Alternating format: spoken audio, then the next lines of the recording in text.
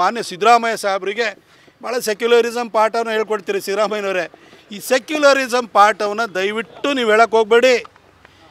2 ದಿನದ ಹಿಂದೆ ನಡೆದಂತಹ ಈದ್ ಕಾರ್ಯಕ್ರಮದಲ್ಲಿ ಮುಸಲ್ಮಾನರು ಶಾಂತಿಪ್ರಿಯರು ಅಂತ ಹೇಳಿಬಿಟ್ಟು ಇದು ಒಡೆಯುವಂಥದ್ದು, ಇವೆಲ್ಲ ಹಿಂದೂ ಸಂಸ್ಕೃತಿ ಅನ್ನೋ ರೀತಿಯಲ್ಲಿ ಮಾತಾಡಿದ್ರಲ್ಲ ಸರ್.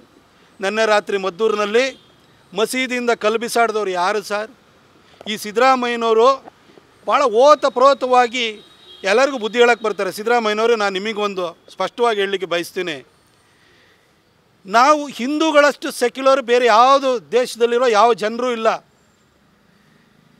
ಒಂದು ತಿಳ್ಕೊಳ್ಳಿ, ಅಲ್ಲಾಹನ ಬಿಟ್ಟರೆ ಪೂಜೆಗೆ ಯಾರು ಭಾಜನರಾಗಲ್ಲ ಅಂತ ಹೇಳಿ ಮುಸ್ಲಿಮರು ಹೇಳ್ತಾರೆ.